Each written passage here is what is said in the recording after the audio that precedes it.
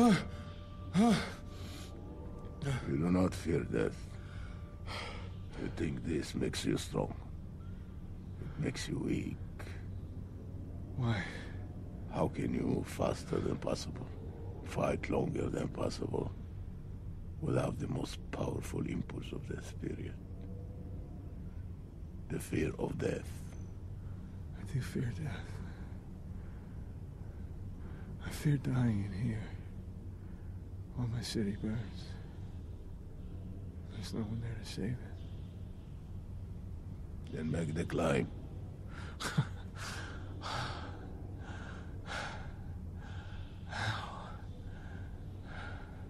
As the child is.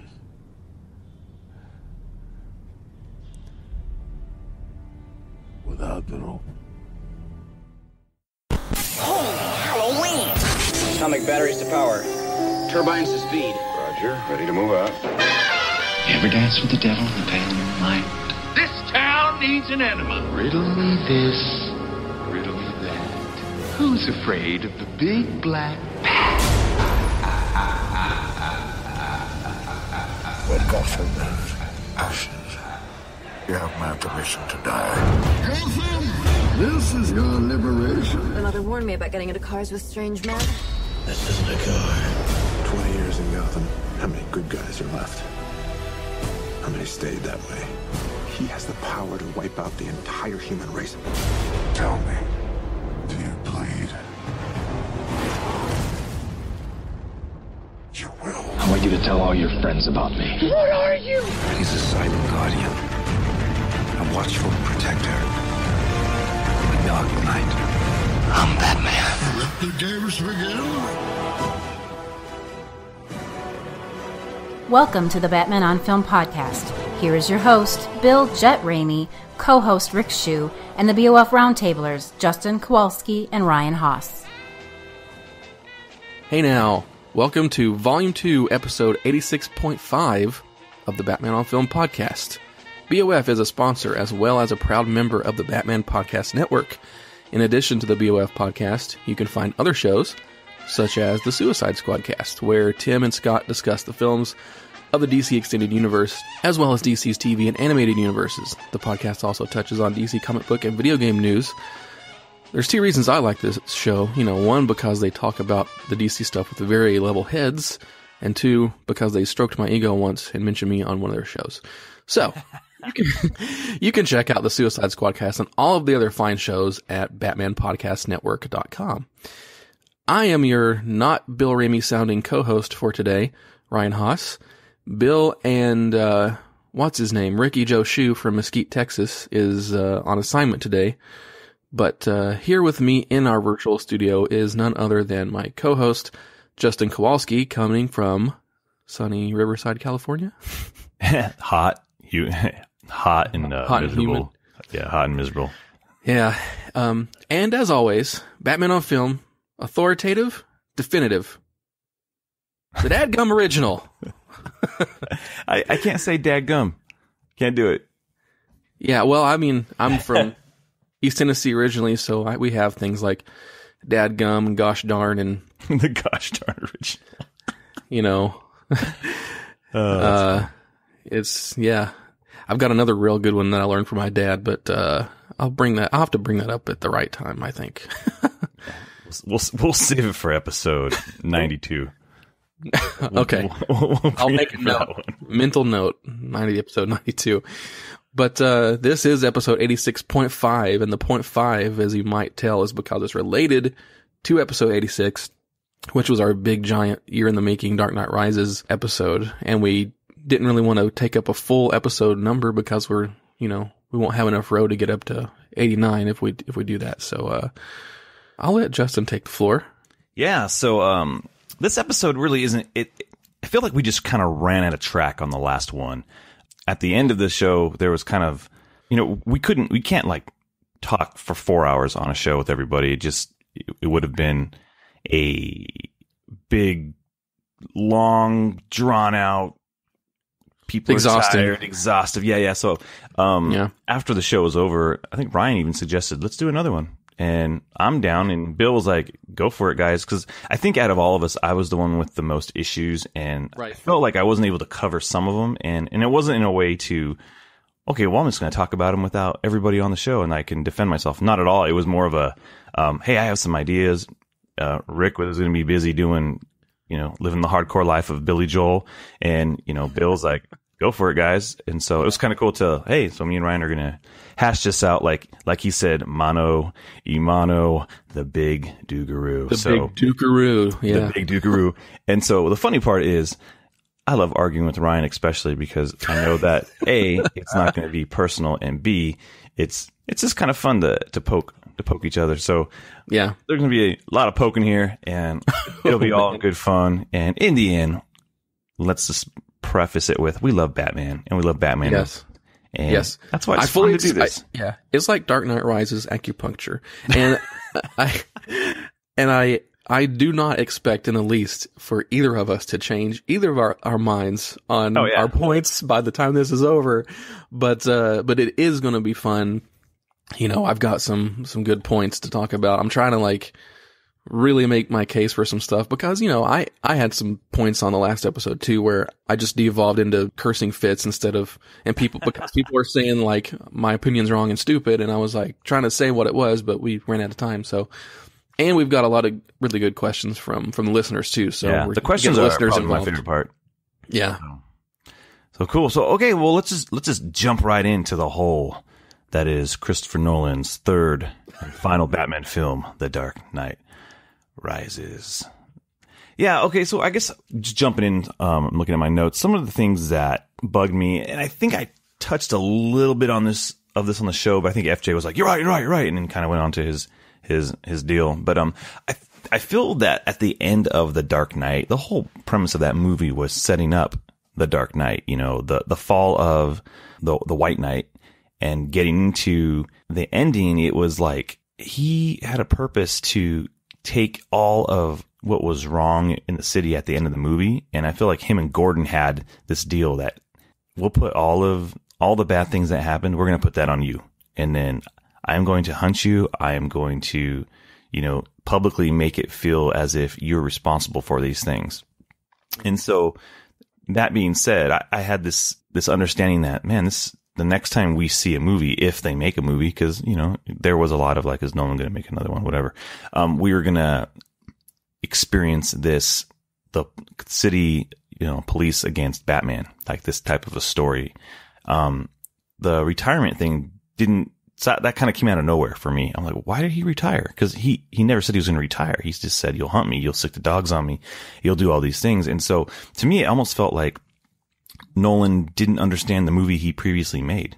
It felt like you just want to tell a story of Batman being retired, and you don't want to tell the story of Batman being the Dark Knight. He was the Dark Knight at the end, only in a conversation with Gordon.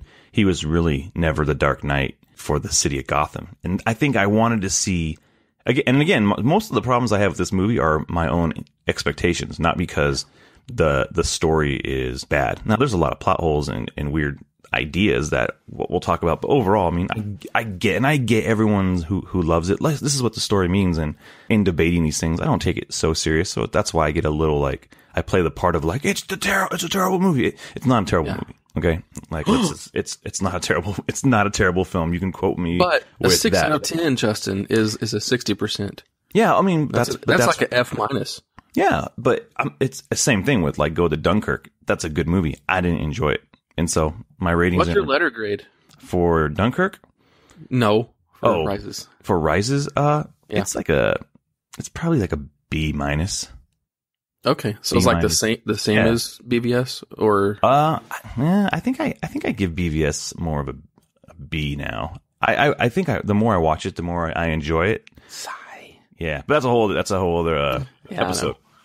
But so with that being said, my expectation made it feel like, I really wanted to see this movie of Batman being hunted, and then finally through whatever machinations were in the film, that he would again be seen as this hero who did save the day, who did do all these things, and even the truth about what happened with Harvey would come out, because even with the timeline and everything, now watching the film makes it really hard for me. Like, you know, Rick even mentioned it, like 8 years is a really long time. Like, I don't understand the 8-year deal, which I explain the 8? I mean, the 8 years is like, it's not just he hangs up the cape and cowl. 8 years later, we pick it up, and there's like nothing that's happened. I mean, like I said on the last show, the 8 years, the main goal of it is so there's enough time to have the Dent Act do enough and mean something for the story to kind of pick up where it does. But it also ties into the way Bruce's psyche is in The Dark Knight Rises, because The Dark Knight Rises is all about Bruce Wayne reconciling Batman and what Batman is and letting it go once he knows that he's put the symbol out there. So at the end of The Dark Knight, he uses that symbol to kind of absorb what happened to Dent and, you know, whatever the city needs me to be and stuff like that. So the way the 8 years kind of works is that since he can't be Batman, day one, Batman isn't needed. He spends 5 years developing the clean energy stuff, and that's in the film. He spends 5 years doing that, and then when that fails, then he can't be Batman, and then he feels like he can't be this philanthropic humanitarian Bruce Wayne anymore either, and that's when he goes into hiding or being a recluse for the last 3. So that's kind of how that 8 years works. It's not just I gave up. It's more like I can't be Batman. I'm going to try being Bruce Wayne. Now that didn't work. I failed as Bruce Wayne, and now there's that last 3 years. There's even a line in the script that I wish would have been included in the film that got cut, which was, you know, when Alfred and Bruce are in the Batcave and Alfred's telling him how the city needs his, you know, resources and knowledge and stuff. And then Bruce has a line that got cut where he says, I tried as Bruce Wayne and I failed. And I think that would have driven that point a little bit more home than having to pick up on the 8-year gap stuff in little bits and pieces of dialogue. So. Yeah, I get that. But it still won't work if you aren't down with it, or if it doesn't kind of jive with you. Yeah, the whole Dent Act, I mean, in itself, I feel is a problem. Like, what type of law is just going to eliminate, you know, organized crime? The same universe where a microwave emitter can just make all the gas like fear gas. It's kind of, and that's the thing. I've seen a lot of people just really start ribbing on Rises in particular for, oh, that's not realistic, or that's not whatever. I don't care about realism in these movies. Like I can give, or Batman would never do that. I've seen a lot of that kind of stuff. Yeah, I mean, I would say I can understand the Batman would never do that thing, because the character has been set up a certain way to operate a certain way, no matter what, you know, media or way that we're, you know, consuming him. There's things that there's the way he operates. But so that being said, the whole 8 years because you needed the Dent Act to work, I just don't think the Dent Act makes sense in any type of. It feels very like, oh, so there's this new law that says you can't have organized crime, and if you do, you're gonna, you know, go to jail. Or is it just it's the whole RICO thing, right? Is that what it is? It's like the whole teeth, they like arrest all those people, and that kind of keeps it at bay, you know, but there's extra stuff to it too, like the Dent Act allows this and that or whatever. But I almost think like you were saying, like Nolan didn't know what sequel he was making a movie to. I kind of feel like they must have they made The Dark Knight, and then I don't think they really started figuring out and cracking the story for Rises in earnest until after The Dark Knight was out. And I think, you know, because we had Heath Ledger pass away and stuff like that, and I think the story probably took a very dramatic turn at that point, and I don't think that they did something completely different just because of that, or just because Nolan wanted to make a trilogy and end it or whatever, like just to make sure nobody else could make a movie in his universe. But of course that is what he wanted. But I think that's kind of where it comes from, is they weren't really thinking about how it would connect until after the movie came out. And then they were like, oh, we could do this. Let's do this. Mm-hmm. With all the things considered.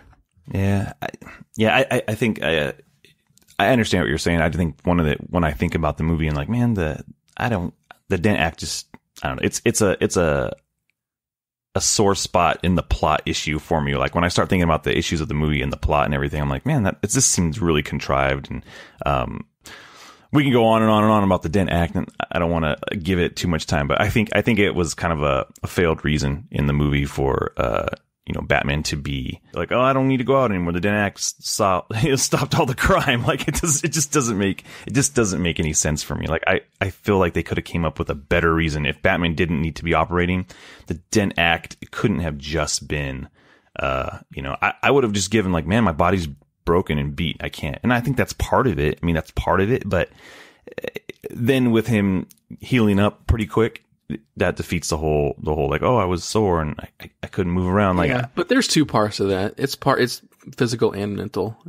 We touched on that too. Yeah. But the whole Dent Act, I mean, it is a little contrived, but they use it like that way because they're like, well, if it did work, because it's the movie plays on the whole question of, hey, well, that's why if the timeline was shorter, I mean, I feel like the Dent Act could work because that would have been even better if it was, maybe 3 years. Then like, hey, with the Dent Act was great for a while. Why does the number of years? Because it feels like the Dent Act was working for 8 years. This new law has wiped out crime. Like, why is not any other city in the United States adopting this? Like, hey, holy crap, Gotham, the cesspool on the East Coast, they did the Dent Act, and now there's no crime. Like, why doesn't Los Angeles and New York and Chicago and Detroit and all these other places like say, hey, we're enacting the Dent Act here? It doesn't make it seems when you like start thinking about it like as a whole, like it just doesn't make sense. So for 8 years, this law was in effect and it cleaned up the city. And Gotham, the city that breeds like evil every day. Like, it just felt like there's always a need that's the thing. It feels like there always is a need for Batman, and Batman would be out still Batmaning. Yeah. But the way that they present it in Rises, Bruce doesn't want to risk going out as Batman to jeopardize the Dent Act. Yeah. Well, there you go. I mean, if in the world of The Dark Knight Rises it works, then it works, So, okay, moving on. So the next part that kind of pops out to me as the issues that I've had with it is Bane's fraudulent trades. That part right there, I think it's one of those things. It's a plot. It means to move the plot, but it's really weak. It was pretty clear that it was done fraudulently, and so yeah, I would agree with that because aren't they like, well, hey, we have all this news footage like Bane broke into the stock exchange and did this, and so. Yeah. And I mean, even Lucius is like, hey, you're broke. I mean, unless they can prove otherwise later. Right now, it'll take a while, Yeah, and so that right there made little sense to me. And so I know he wanted to bankrupt all the rich and all that stuff, and that was part of his plan. But his plan doesn't make any sense either to me. So, and this is the part where it does. The plan's so good. It makes no sense because he even gathers all the people outside and he's like, you guys are free to do what you need to do and this and that. And it's like, okay, well, they can't. You blew up the bridges and you're going to kill them anyways. So don't tell these people they're because that's all part of it because it's all a lie. He wants them to feel like they have hope. And it's all bullcrap. I'm here to take care of you as Bane, the king of Gotham. Yeah. Yeah. I mean, it's all bullcrap. So okay. So answer these questions for me. I'm gonna set it up as answer the questions of the problems I have. Because, oh man. Because I don't feel like me explaining my issues is going to set up my points at all because I don't really have points. Okay. I have questions. Is what I'd rather say. Some of those questions I very may well agree with you too. But go ahead. And great. And if so, then point proven, right? So okay. So we both agree the fraudulent trades thing. I feel it's a plot device, and I'm willing to let that go. But it's the other things that make it hard for me. The number one problem I have with this whole movie. Oh man. Is Gordon saying, send all the cops down into the sewers for freaking 4 months. Yeah, smoke them out. And it's just like, whoa, a better plan could have been enacted. Like, let's not send the entire police department down there. Right? Well, it is shown that not all of the police department made it down there. I mean, they do have kind of a ragtag group of people that are still behind. The guys that were off that day. Hey, and you know what? Hey, here you go. So it's Gordon making the orders, but it's Foley executing on those orders. And we've already seen that Foley is willing to send every single cop in Gotham after somebody like Batman. Because earlier in the movie, he's like, oh, let's bring every single cop and chase Batman. So it does beg to reason that Gordon says, smoke him out. And Foley's like, all right, let's do that same plan from earlier with Batman, but with Bane. Send all the cops into the sewers. So I'm going to blame that on Foley. You blame it on Foley, but the thing that still happens in the movie. And how are these cops fed? How are these cops taken care of in the sewers for 3 months or 4 months? Or again, that's all part of Bane's plan in terms of like giving him hope too, because they do establish like they keep that one bridge open to bring in supplies. So Bane even mentioned it. Yes, Bane even mentions it. He's like the police will learn to serve true justice, and they show like food getting like sent down to him and stuff. Why doesn't Bane just kill him in the sewers? Because he wants to give the whole city hope that it can survive. It's his whole thing. All right. His whole thing. You're telling me Bane's like, everybody, I'm going to take care of you. Even the police that I want to kill, they're in the sewers. I'm feeding them. Everything. There's hope. Don't you feel hopeful now? That I'm taking care of these prisoners in the sewers? No, it's like he's making Gotham. Ooh, here we go.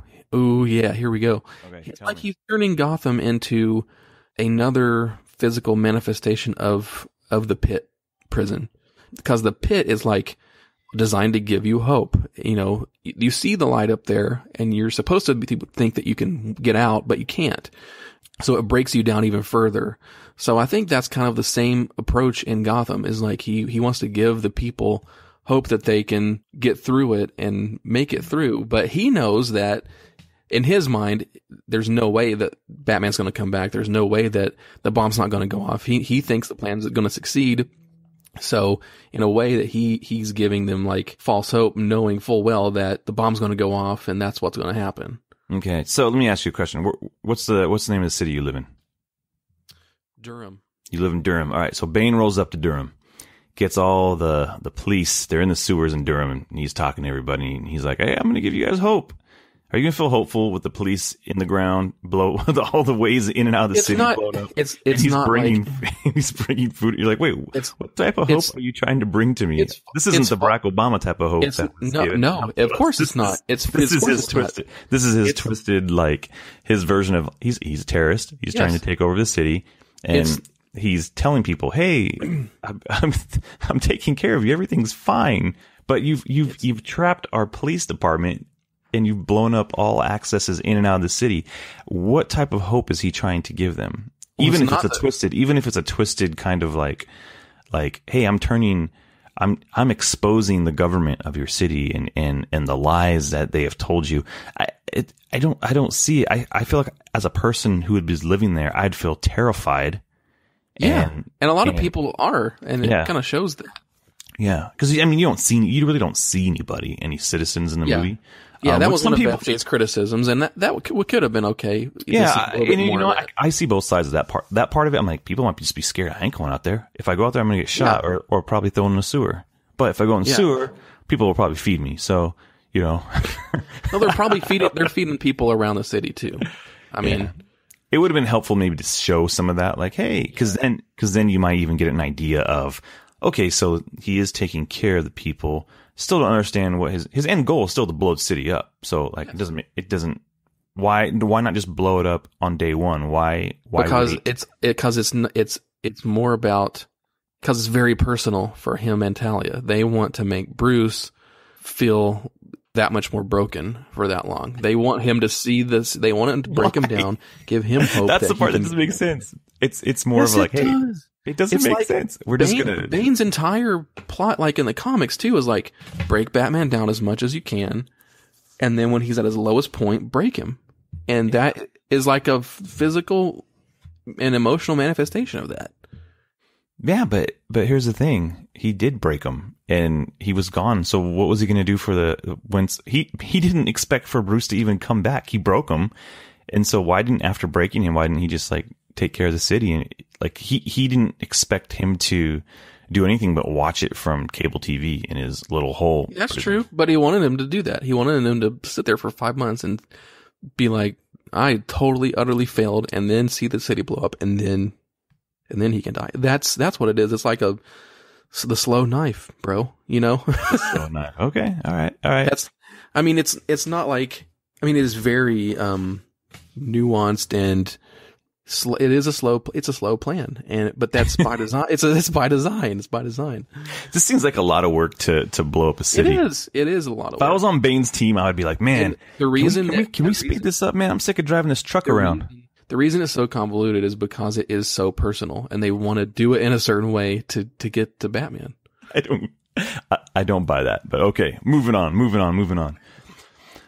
Bruce Wayne, who's brokenhearted for 8 years. So for 8 years, this guy is still hung up on Katie Holmes, right?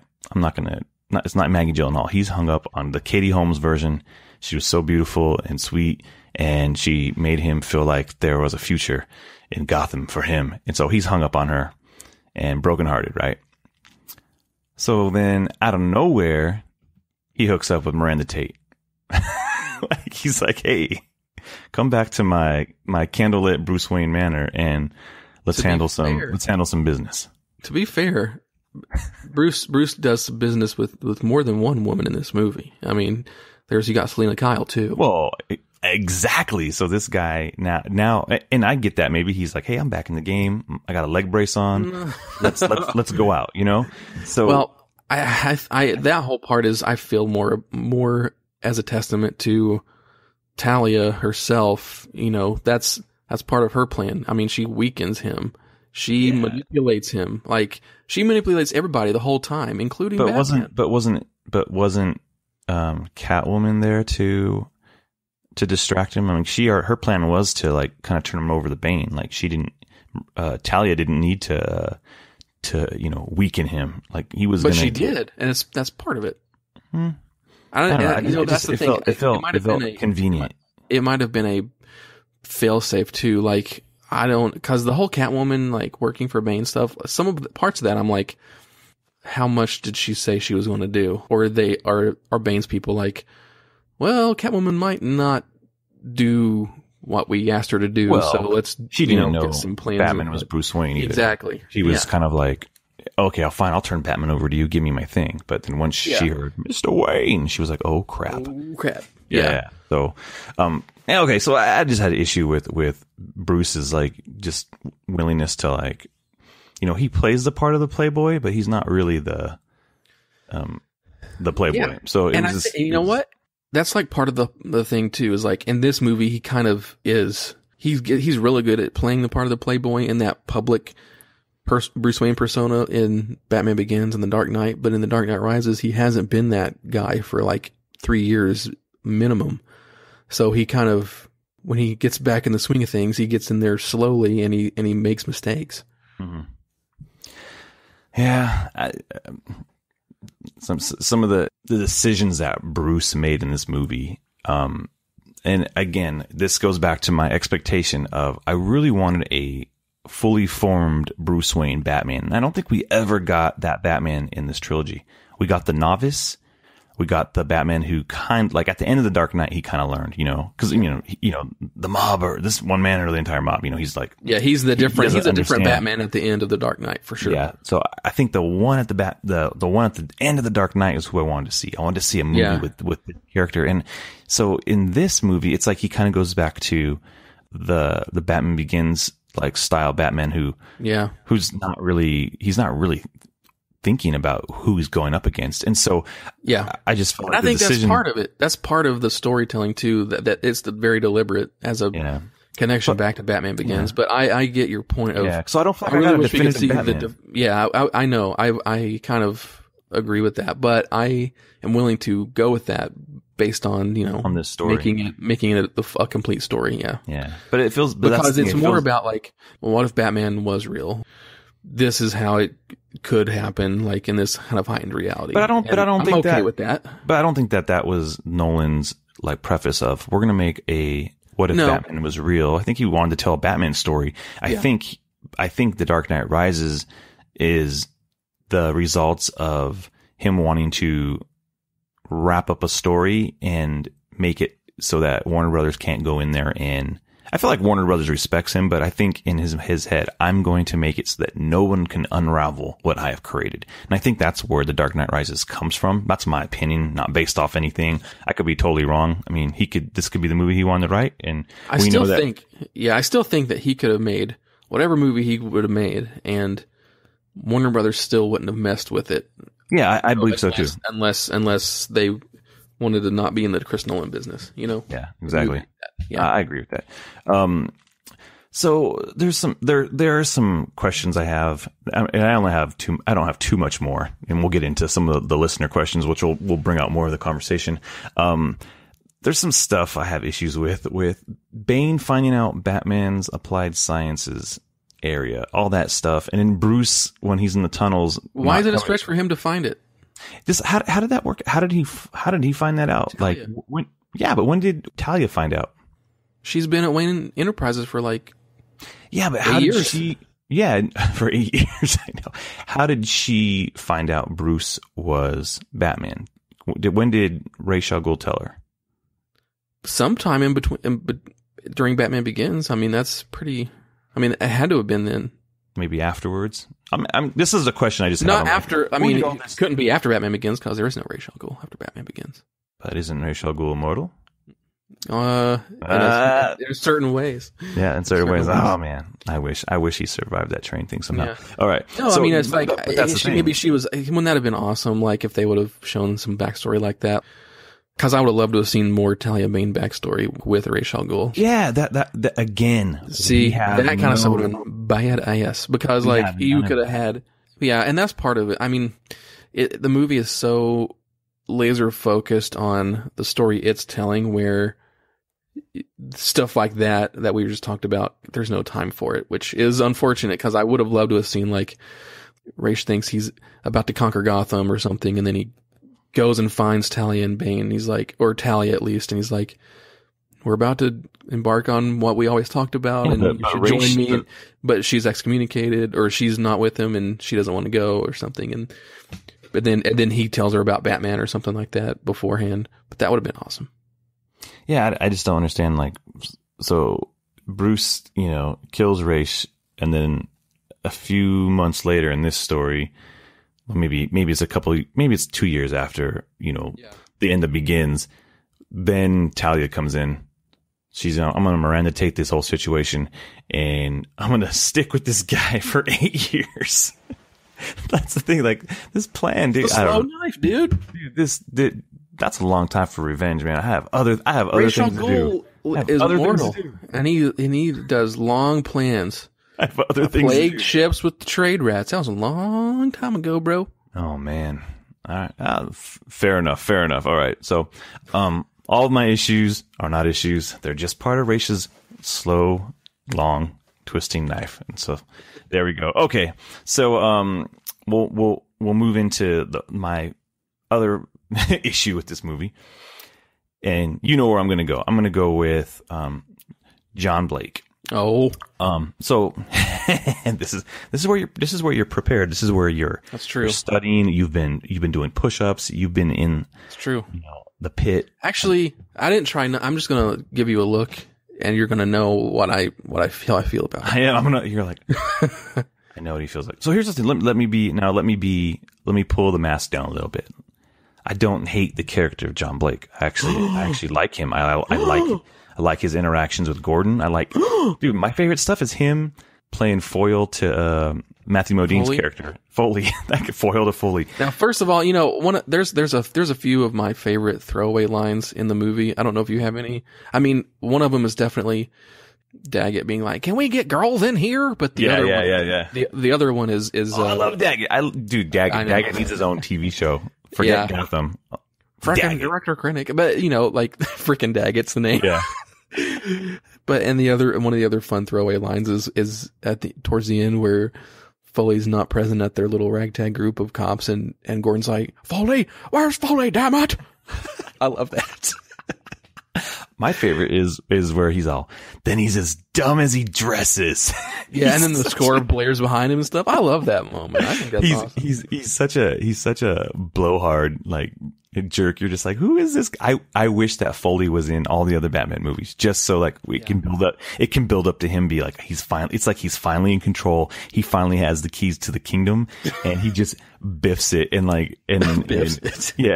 then whatchamacallit, John Blake is just like, dude, you're a freaking idiot. I love that John Blake's like, shouldn't we go down there after the commissioner? Shouldn't we go after the armed robbers? And he just kind of looks at him like, he's like, you're ruining everything, dude. Yeah, you're ruining my fun. He does. He's like the bumbling, like, idiot, like, cop. Like, he should have a 60s, like, cop show called Foley. Yeah. Well, he could have been O'Hara. TV shows of all the side characters. Literally. He could have been O'Hara. He could have. You know, that's another thing. I really wish they would have had, like, Bullock and Montoya in the trilogy.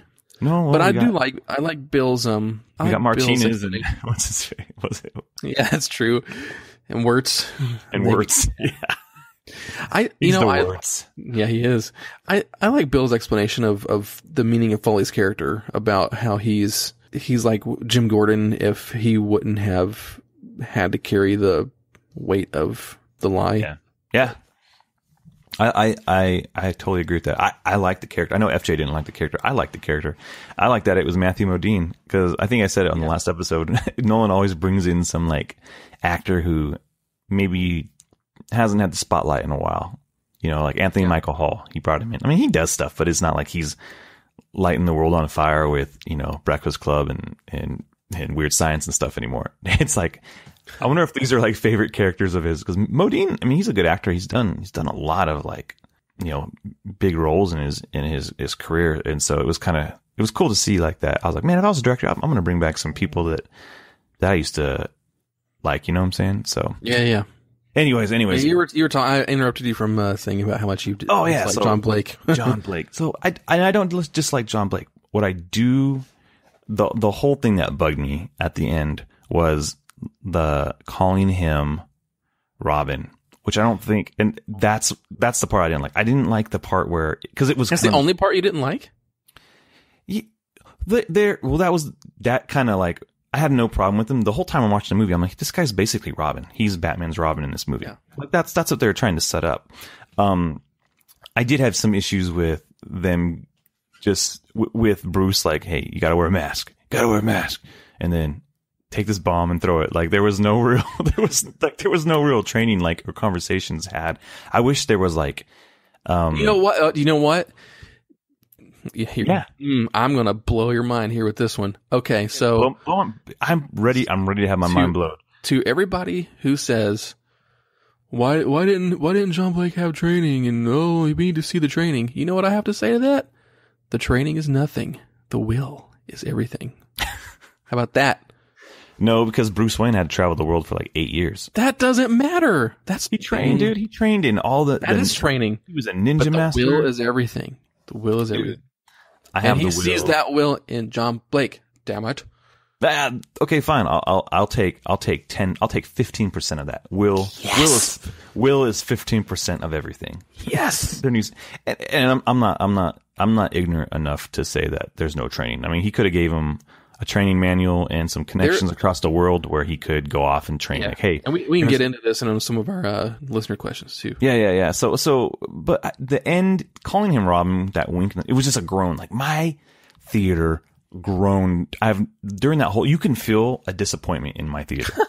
And I was at a midnight showing, so it was probably fans. You know, the thing was packed. Yeah. And as soon as that lady's all, you should go by your other name, you felt it coming. Like, oh no, Robin. Everyone's like, no. Like everyone collectively was like, what? Because we got it. We got who he was. Yeah, you did. The fans did. But the reason it's there is it's for the general audience, and it's a link to the history too. But that was ham-fisted, dude. Well, I mean, I saw the movie like 12 times in the theater, and every time that I saw, I didn't really hear any groans. It was all more like, like, ooh, that's cool. It was like, that was dumb. No, it wasn't like that. It really wasn't. You know, somebody on Twitter, I they were saying like, well, the name drop is like fan service, just for the fans. And then I said that in my opinion, that Robin moment is reverse fan service, because with that name drop, folks with only a passing knowledge of the characters will get it. And Wobbly Boots 85 on Twitter said that was probably the best explanation of the name drop he's heard someone give. So again, my ego is happy with that. No, and I get that. Here's the thing: I haven't talked to anybody who's a non fan about this movie. Like, that's the thing. Everybody that I've talked to that has issues with the film are fans of the genre, so that they know the intricacies of Batman and his world and stuff. Like, I knew something was coming with that reveal, and I remember sitting in the theater being like, "Oh, you should use your full name. I like the name." And I was like, "Oh my God, they're gonna say his name's Dick Grayson. Oh, it's gonna be so good." And then they said Robin, and I was like, and I still had the emotional payoff. It didn't deflate it or anything. If they would have said Richard, I would have been.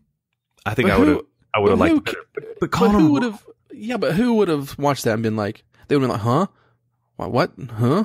Okay, that's weird." Yeah, but why does that need to be? And see, in the moment, you might have been like, "Oh man, his Richard, he's Dick Grayson." Oh man, but then when you rewatch it 1,000 times or think about it, you're gonna be like, "Well, that wasn't Dick Grayson."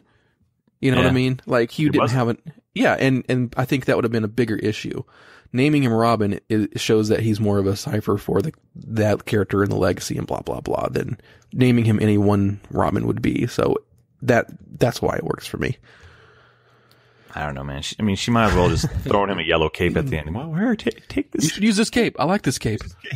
I like this cape. She could have just like opened that duffel bag and just like lifted out like one Robin outfit. Okay. What was in this bag? Yeah. So I bet there's an outfit in that bag. I just don't think he was. There's a suit. I don't think that his character was set up well for taking over the legacy of Batman either. It was like, okay, well, you said this. He's got will and he's got drive, but is the training there? And so I'll go out in good faith and say he'll go into training after, he gets access to the cape and all that stuff. I think that's clear. That part of it is a story for another day. Yeah. Really. Yeah. It was just some of the stuff with Batman telling him, here's what you gotta do. Be Batman. And so and that's where I poke fun. Wear a mask, throw a bomb, count 5 seconds, throw the bomb, and there you go. You're Batman. So, one of my favorite. That's where my jokes come from. Like, he's dead. He's dead on night 2 because that's all he's got.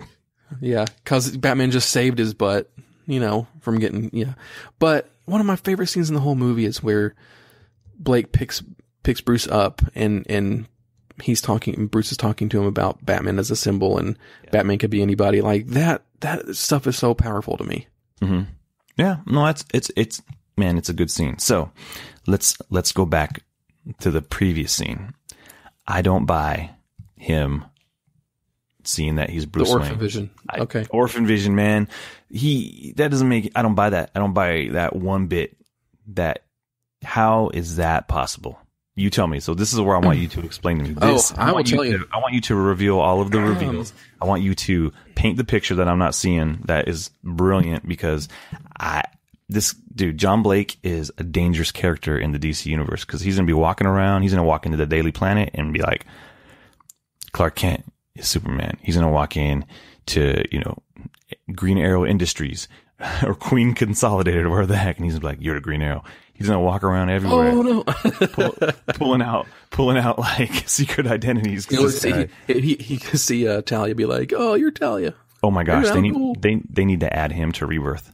There's a new character and his name's John Blake. And what he is the identity breaker. The Orphan Vision. The Orphan Vision. He's going to say. We already have Orphan. Yeah. Oh, yeah. We already have Orphan. So that's why he's going to be the identity breaker. He has a whole new power set and he's out there to destroy the secrets of the DC universe. So there you go. Yeah. All right. So that being said, here's what I want you to do. I want you to explain to me, how is it that John Blake is able to decipher who Bruce Wayne is because he looked at him when he was a little kid and he saw a sad face. And then he's like, you know what? You're Batman. I just couldn't get that to make any sense in my head because they never made any show of Batman being in newspapers, just even for the sake of a face being studied. And I will say this Batman mask has the smallest face opening of all the Batman masks in all the movies. And so what I'll do is I'm going to send you over a picture, and I want you to tell me which one is Bruce Wayne. And then he has a very distinctive mouth. Yeah, but I will say that he was it's in the middle of the night and no one's taking pictures of this guy. Exactly. But how did he see that it was Bruce Wayne? Tell me. I will tell me, Ryan. I will. Remember with all your wisdom, tell me. Remember earlier in the episode where I blew your mind with the whole training is nothing thing? Well, it's going to be like that, but like 100 times better. Now, my mind was not blown. I was like, okay. That was 15%, though. That was 15%. 15%. So if I can get you a little, even better than that, then I will consider my job done. But, well, okay, so to take a step, to pull a Rick shoe on this, and take about 50 steps back and ask a different question first. Have we sufficiently covered the whole Lonely Place of Dying is 100% an influence of this character and of this specific scene where he gets introduced? Not at all. Not at all. Do you agree with this? The Lonely Place of Dying scene is, I think there's similarities to the Lonely Place of Dying stuff, but it's a different thing. In Lonely Place of Dying, Tim Drake discovered who Batman was through it was actually through Dick Grayson, in the flip that he made. That was the key. It was like, hey, there was only one person and he was there. Yes. So there are, but specifically relating to this scene, there are enough elements in A Lonely Place of Dying that you could say were used as elements in this. It's definitely not a, 1-for-1 interpretation or anything, but your argument was it's just like Lonely Place of Dying, and I'm like, well, here's my argument. It's like A Lonely Place of Dying in emotional resonance and larger meaning to the story. And on our last episode, FJ was like, "There's no way they looked at that. You're stupid." They didn't look at that. I know they didn't look at that. And I'm like, dude, when's the last time you've read Lonely Place of Dying?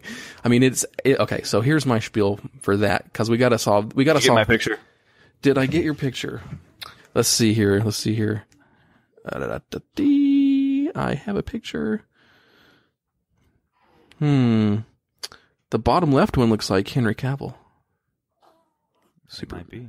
Let's see. Henry Cavill, Jude Law, Armie Hammer, and I don't know the first one. Are you serious? That was really good. Who's the first one? Yeah. Wow. The first one's Matt Damon. Oh, Matt Damon. See, I haven't seen enough Matt Damon stuff. Wow, dude, you nailed the Armie Hammer one. I didn't think anyone would get that. See, so if I can do it, Jude Law. Wow. So we'll have to post this on Twitter, because I'm going to post it right now. Okay, so you guys listening, I just got shown that picture like 2 seconds ago, and I got 3 out of 4. Now, like right away. Ridiculous. So I think that kind of shows that these actors that you had as Batman, they are very much public figures. No, they're public figures that people wouldn't recognize. That if you paid attention to them, even if the cursory knowledge, you would know that, oh, that's that person. And, Bruce Wayne, obviously, is a very rich person. People recognize him. And John Blake was obsessed with him. We made up stories about him. You'd have to go 1,000 miles. Exactly. Man, thank you for making my point. So, not only is Bruce Wayne popular and people know who he is, but Blake was very, interested in who he was. So, ooh, man, I think we're halfway there already. I don't think anyone's ever seen him in the mask. That's the thing. I don't think there's photographs of Batman in the mask. And yeah. But like in Lonely Place of Dying, there was straight up TV footage of Batman. And if you look at this secret angle the cameraman got from the other side of the warehouse. Well, I guess you could be like warehouse, like security cameras, but yeah, that would have been better. But man, so that was an interesting exercise, and I am very pleased with myself that I got 3 out of 4. Yeah, dang, man, the Armie Hammer one, I didn't think anyone would get. Wow. Or the Jude Law, and I messed up on the Jude Law one. I was trying to find people that. Can't wait to re-listen to that. Armie Hammer. You can high-five yourself. Jude Law. So good. I should have picked the other guy. The Irish guy who played Bullseye, Colin Farrell. I would have gotten that one because he was up for Batman when they were doing Wolfgang Petersen's. He was rumored to be Batman. And Jude Law was rumored to be Superman. Good. So that's cool. Anyways. Well, so man, you just gave me like an extra argument. So I think I proved myself wrong. Yeah, I think we're already 30% there, and then the next two arguments will be 90. So all right, let's see.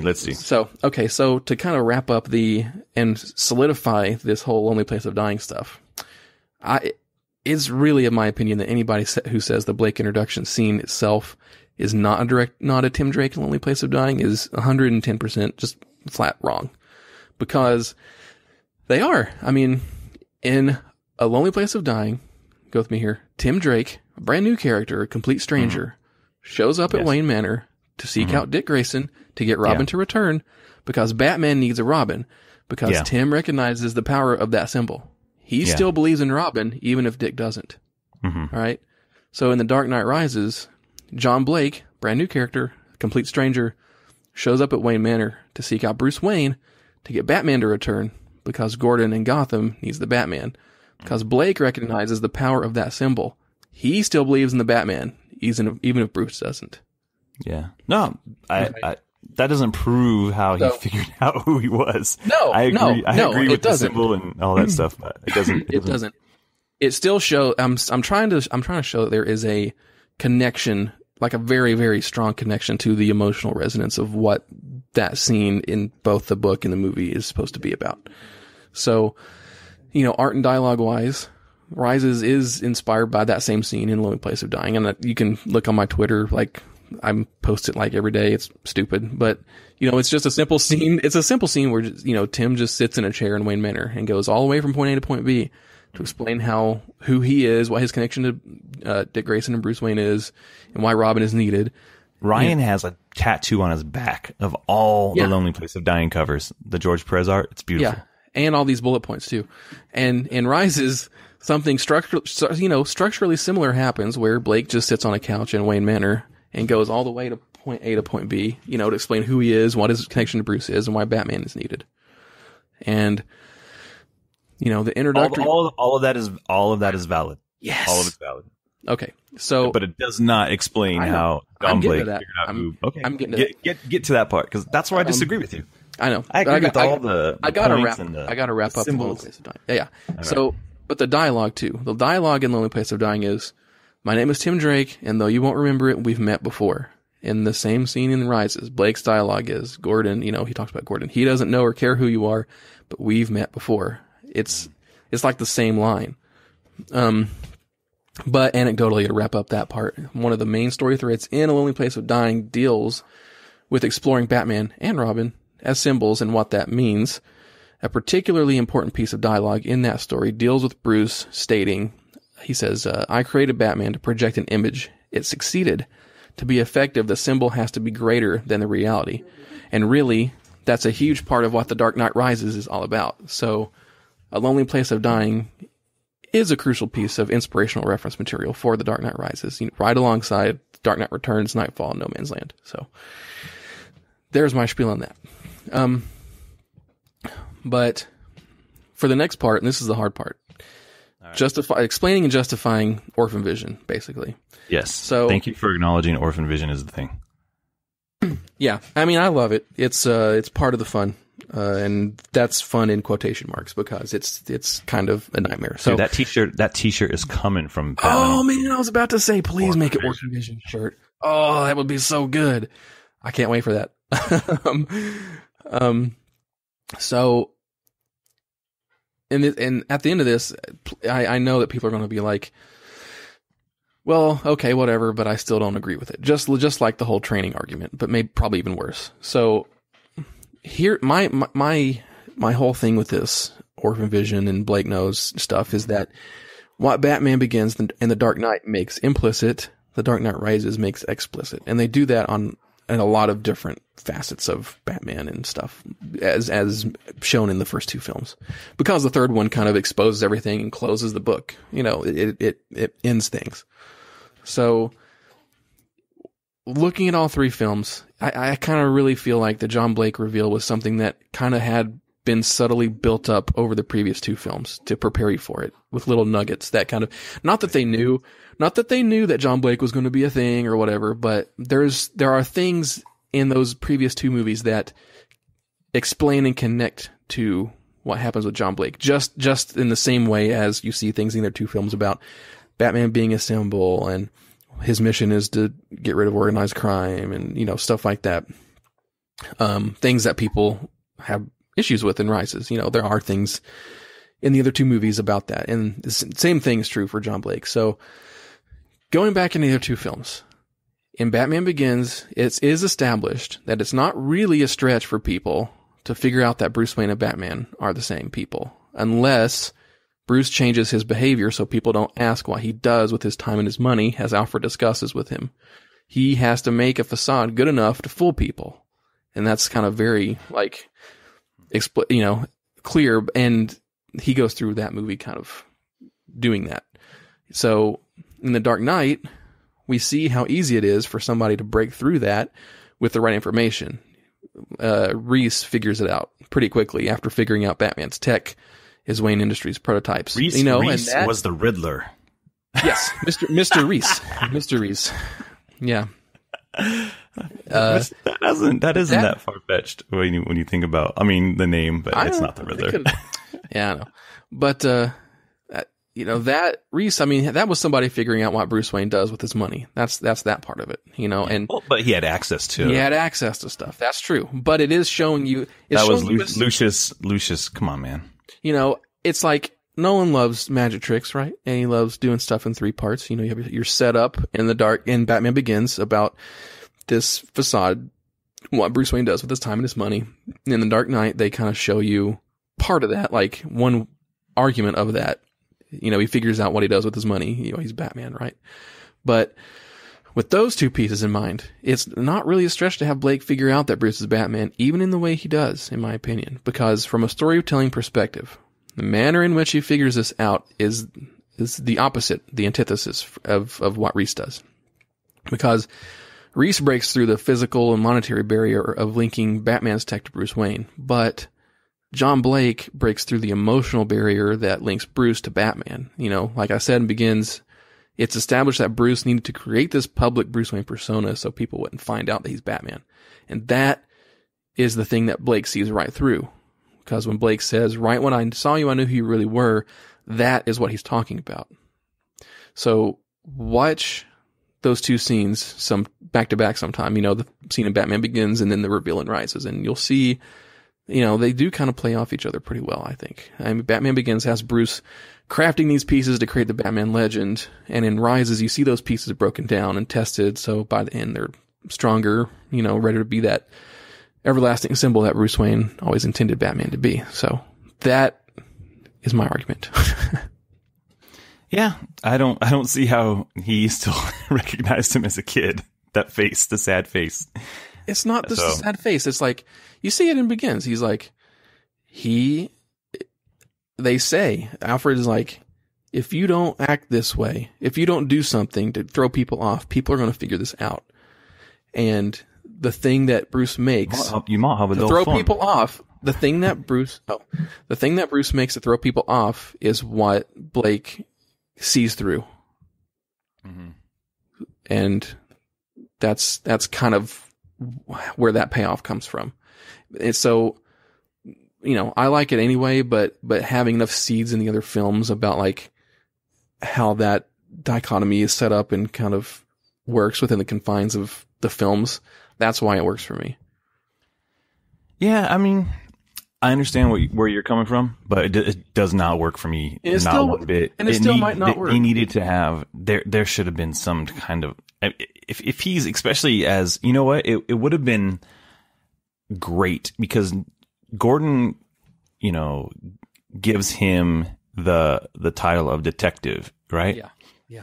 And so it would have been good if they showed some detective work on his end in finding out who Batman was, and not in some long contrived like scene, but if it was like if he would have went to his he didn't. If he would have even said something to Alfred, the same scene plays out. But if he's in the room with Bruce Wayne, and he even tells him that same story, man, he's like, man, you came in, da da da da, and this and this and this, and then he goes into a little bit of like, so I did some research on you, and this and this and this, and if he came to like some kind of almost like in A Lonely Place of Dying, where Tim's like, I have this picture of you. Yeah. This is why I remember it. And yeah, I would buy that. I'm not against somebody figuring it out, but the way I just think it was, again, it's just this whole movie with me. It's really badly explained plans and thoughts. And come on, man. Like I'll go one more. And this is probably going to be the sorest spot for a lot of people, because I know a lot of people feel like this scene is amazing and everything. But at the end of the movie, when Batman tells Gordon, or it could have been a guy who did put a coat around a little kid and all that stuff. Like, dude, I was like, hey, at this point in your life, drop the Batman voice. Yeah. Take your helmet off, or do something that's like, Gordon, like tell him at that point and say, hey, like, it's me, man. Or I don't know, some type of have a human moment, but he he still had the whole Batman voice going on. And he said like this run-on sentence, or it could have been a guy. And he's like, Bruce Wayne. And the way he says Bruce Wayne, it's like he should have just looked up and said nothing, or looked up and said Bruce. I would have loved if he would have said nothing. Like, if a tear would have rolled or something, man. Like something that didn't make Gordon feel like Batman Forever buffoon Gordon, something. I mean, they do talk about like he doesn't know or care who you are, but then it would have been actually kind of cool at the end to be like, but he knew the whole time. That would have been, because that's kind of like how it is in the comics too, in a lot of ways. In some comics. In some comics. I wouldn't mind if Gordon didn't know, if it was a surprise to him, because then it does explain like, hey, the Bruce Wayne, visage works. But for him to, I think the point Batman was saying was like, as a young boy, you protect me and made me feel safe in a time where nothing was safe. And I think Gordon coming to terms with that, and especially in that moment where I think I'm going to die, I think we're all dying, and him saying, I think that would have had a more of an emotional impact, and it also wouldn't have been like this, like, come on, Batman, stop with the voice. Like when you're with somebody, you can take the voice down. I wish Catwoman, when you're about to reveal your identity, and Catwoman, like, that doesn't help. Talia's not going to hear. She already knows too, even though she's dead. She knows. There's a trigger. Yeah. No, I'll concede that the Batman voice gets progressively worse in each film. Mm-hmm. Well, yeah. I don't know why they made that decision. I really love the Batman Begins voice. But, it's perfect in that movie, yeah. Yeah. And we can save all that for when we do like a trilogy breakdown. But overall, I think those were all of my issues. Sorry, and if people were thinking this was going to be a big contentious slugfest, A, there's a few reasons why it's not. B, it's really early here for me. I mean, I had to wake up at 6 to do this thing with Ryan. That's the only way we could get this done too. So had no coffee in me, and now I'm finally starting to wake up, and I'm feeling a little more spry. And so as the show goes on, you're gonna have a very, very like subdued me, and now I'm actually getting a little fired up, and I'm like, man, I'm gonna go back through these points. But hey, so right. I will say, now that we're about to go into listener questions, if listener questions. So early on, I moved the needle. Well, you said I kind of reconciled 15%. I got 15% of the way to convince you about the whole Blake thing. I was saying what 15. No, I was saying go back. No, I said, don't take those points away from me. Will and determination are 15% of what it means to be Batman, is what I was saying. That's 15% of it. Everything so else, you're saying still got to get trained. You're saying, okay. But you're saying my two Blake arguments didn't move the needle like at all?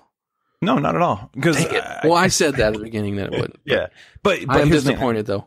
But let me say, I do understand. I do understand your feelings and convictions. Okay. I can't take that away from you.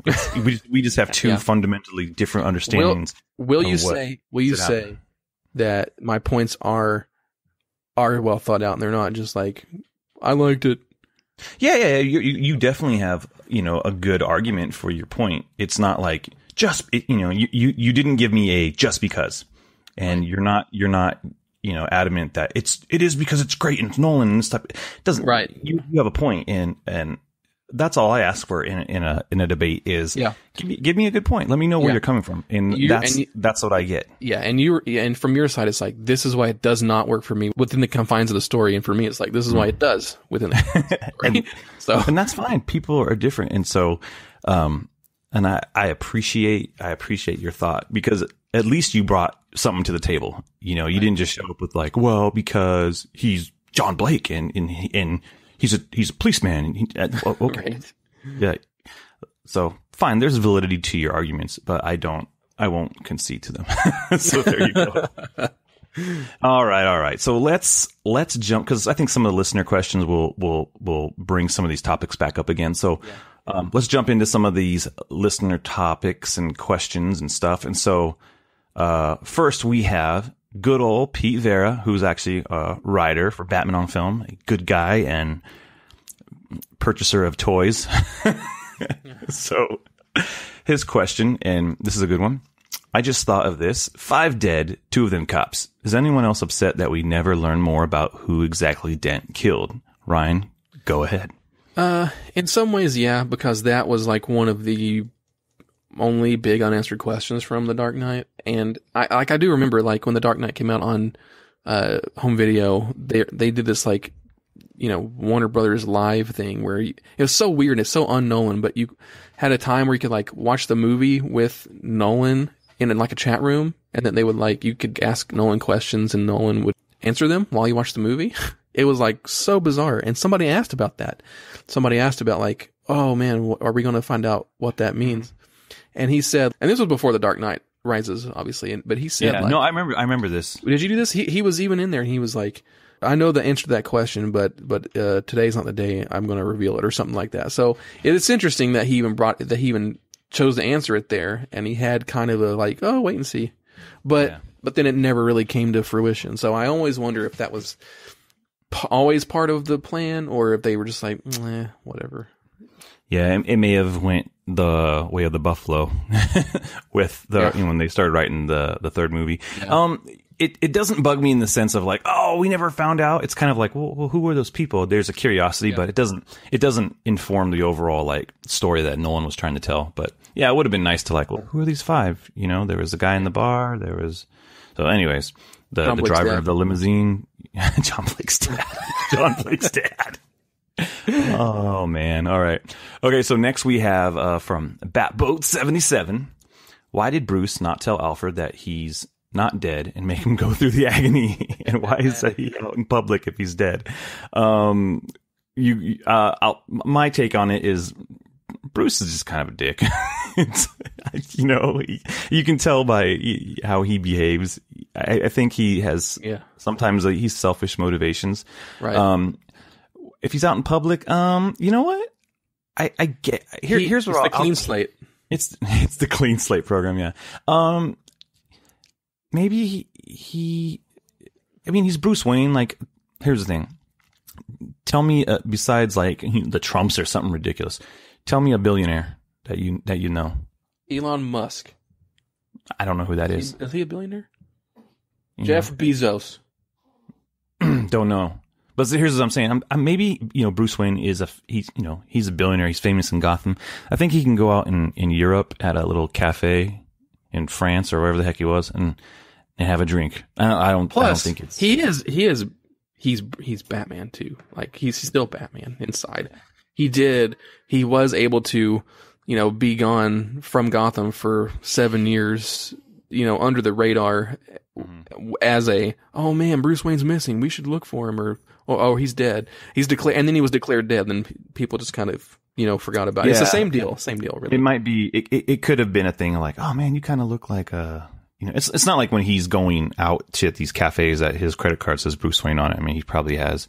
Oh, and gosh, he can speak in different. He's Matches Malone now.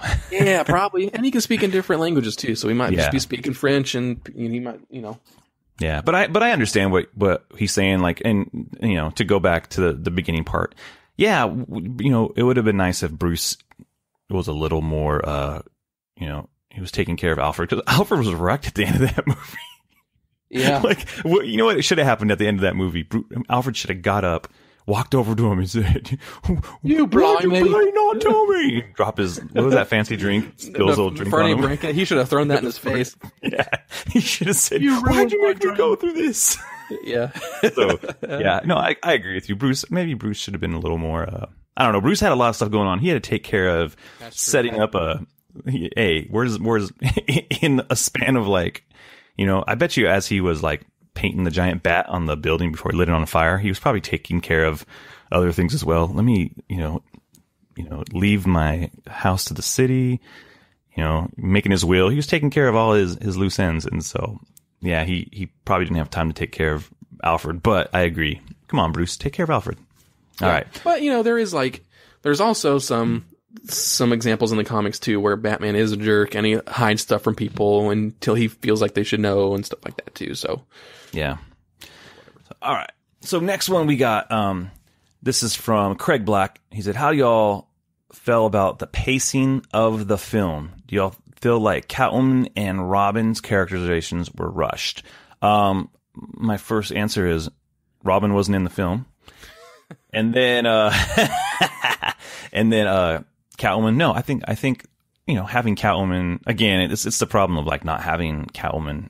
Not that it was a problem. I don't want to say that it's a problem, but having Catwoman in the third film and no presence in the other ones, you just kind of get her story. But I think they did a good job of setting her up for who she is. And in the confines of what was going on, I think her story worked really well. So much that I wish that she still existed in some way, that we were able to get Hathaway as Catwoman again, but not happening. And then, even John Blake's story, I think it was fine. I don't know. What do you think, Ryan?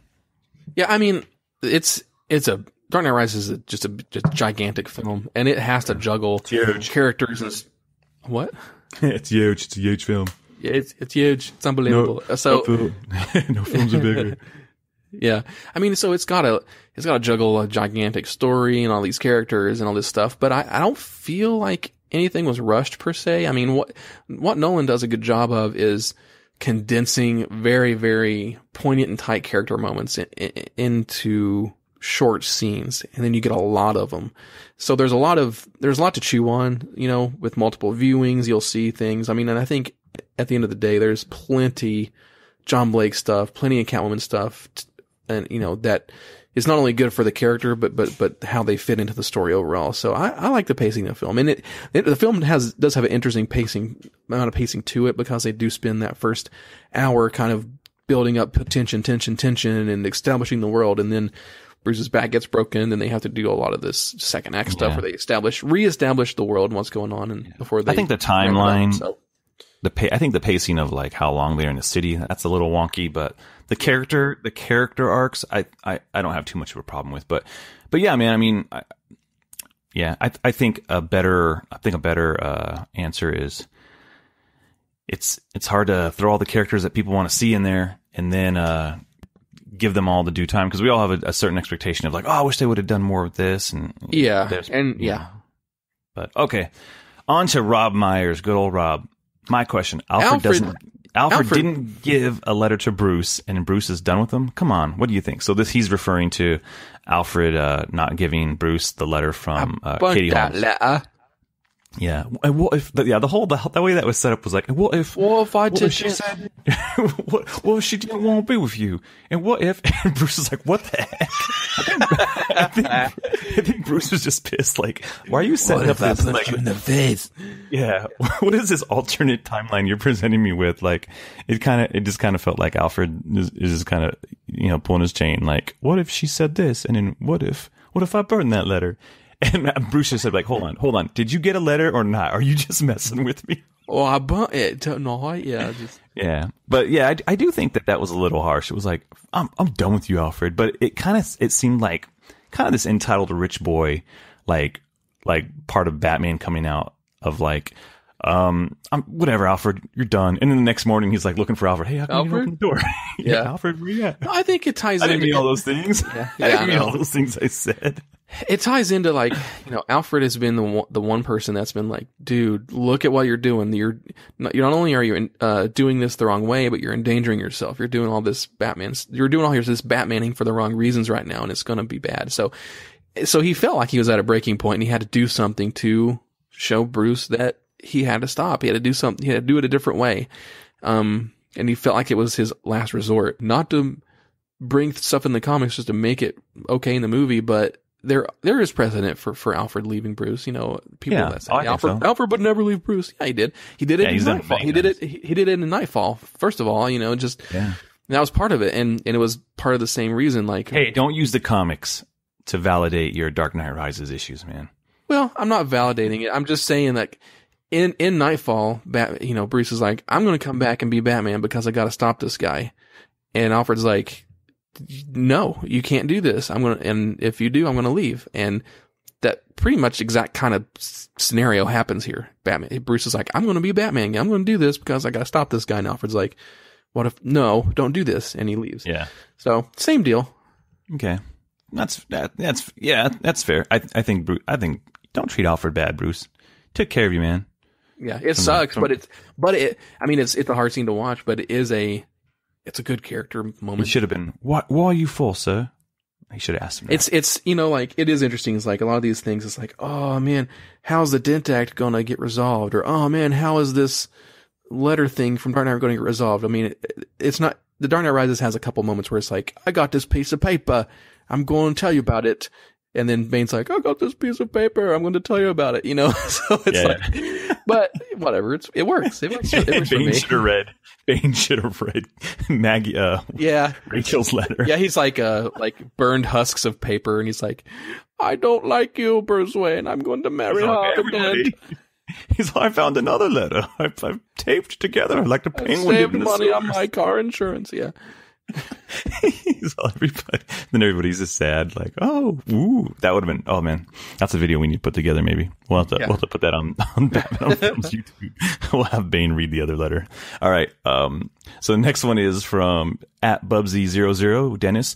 He said, if you could continue the Nolanverse via the comics or something, what story route would you take? What villains would you use? All right, Ryan, go. This is a Ryan question for sure. I mean, personally, I wouldn't want to see it continue, but if it did, in my mind, it would be something along the lines of like the Mask of Zorro, for instance. The Antonio Banderas one with Anthony Hopkins, where you've got like the original hero and then like the mentor and like the trainee, and then there's a reason why Bruce would have to come back and he would have to train up John Blake to defeat another goal, and just kind of intertwining stories between the old guard and the new guard and that kind of thing. That's kind of what I would assume, but it would be a completely unnecessary story but it would also could be something like Star Wars, where it's like, you didn't really have to do episode 7, but you use the old characters as a springboard for the next generation.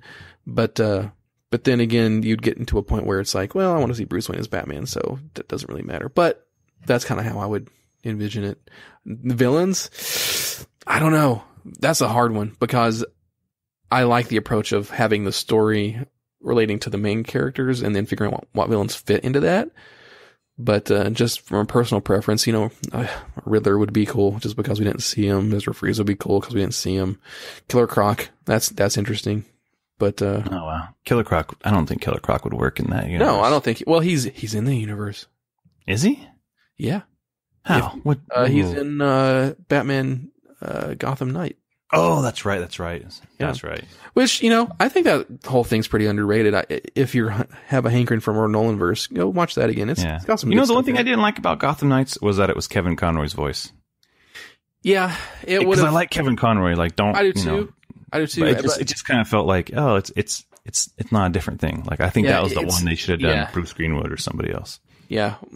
Well, it would have been great if they could have gotten Christian Bale, because that would have cemented the connection to the trilogy. But I still like that whole thing. It's cool because it's like the only other piece of Nolanverse story, apart from the films. So I think it's cool. Yeah.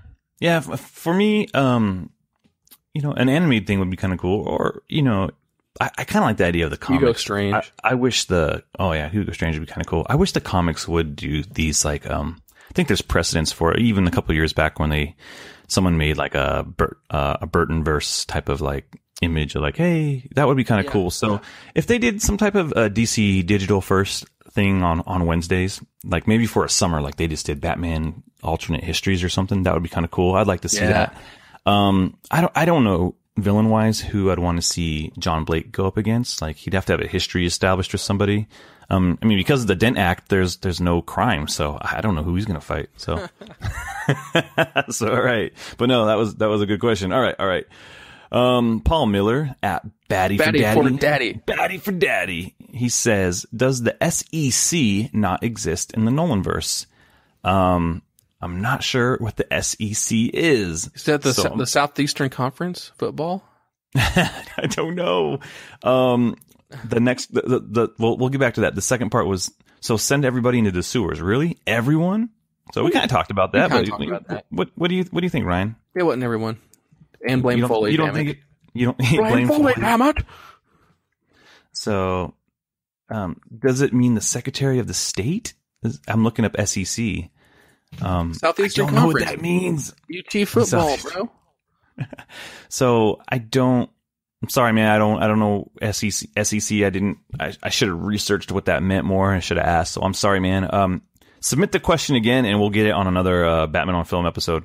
Cause, I'd like to be able to answer your question, but man, I don't know what that is. I don't know what the SEC is. So I will go with Ryan and say, that it's football. And so I'm sorry, man.